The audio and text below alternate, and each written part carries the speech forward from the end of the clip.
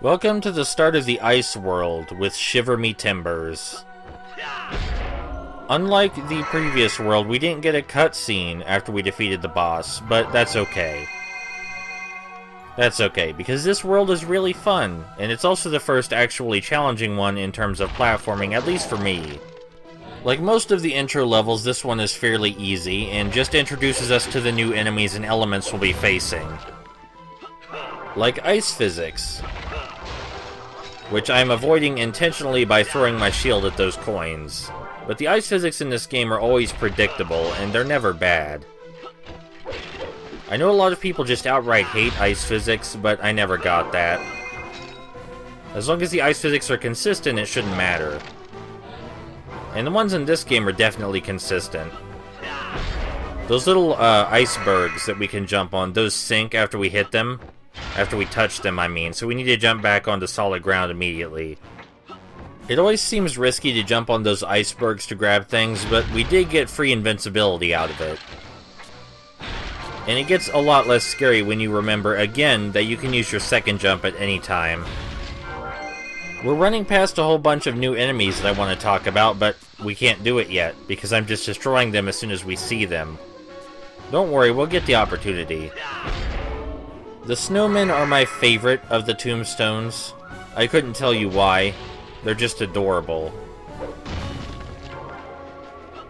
This intro level may be slightly longer than the others, I'm not sure. While we're on this iceberg, we just have to be very patient and wait for our stop. Our stop being the big boat, of course, but we could also get off somewhere else along the way. And we're all about getting all that extra junk. So let's hop over here real quick. Took a little bit of damage. The only thing really over here is a couple enemies, some spirits, and a key. But we're still all full up on keys, so don't worry though, we're going to actually be using some in this world for stuff. Useful stuff. This is the first time we'll be on one of these boats, but it won't be the last. It is one of the less memorable times because we can just destroy everything by grabbing that armor in the center.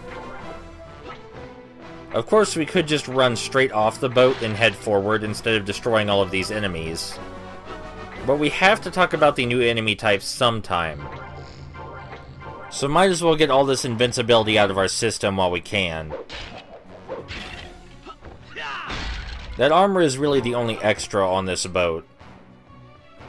Later in the world, the boats will have things like extra lives or keys.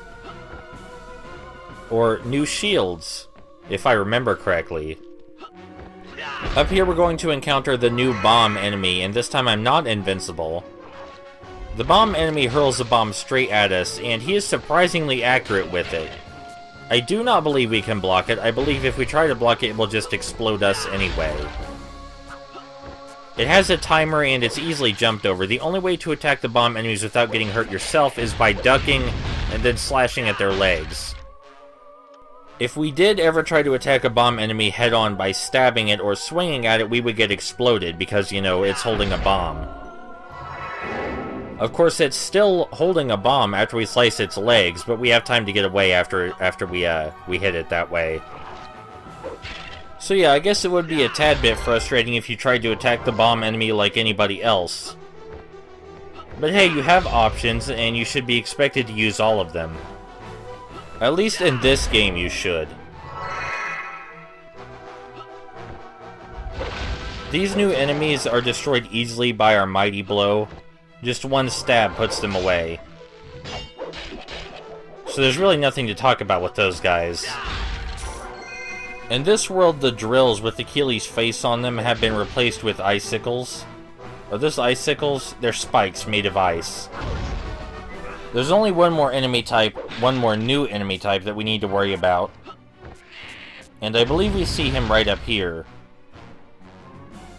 After I decide how to make this jump, this is the new enemy. Oh, I forgot about that wizard. I completely forgot about him. We can hide behind this rock to avoid his shots, as long as we're standing in the right spot. Anyway, back to the enemy. He can be knocked on his back with the mighty blow like a lot of enemies, but we can't hurt him while he's on his back. Because he has a sword sticking out of his chest, as I'm sure you've noticed. There is a reliable way to defeat him. Because you can't kill him from the front. Because he just falls over. Obviously, the solution then would be to attack him from behind, but I was trying to knock him off of the platform and into the water. And when I couldn't do that, I just got upset and stopped trying.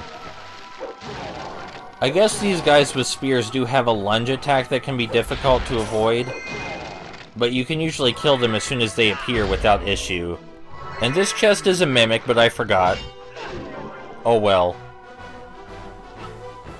This cave over here to the right is actually not forward. And this is kind of a waste of an invincibility power-up. There are some enemies in here, so I guess that's something.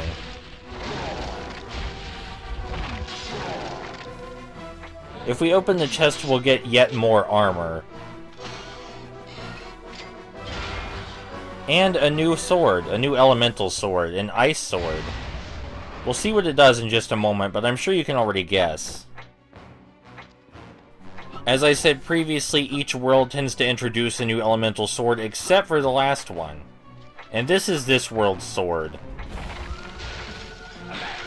You probably saw that coming. Unfortunately, our invincibility ran out before we could get over here to the final battle. But as a result, you get to see the ice sword in action. It freezes things. Anything frozen can be killed immediately by hitting it again with the heavy attack.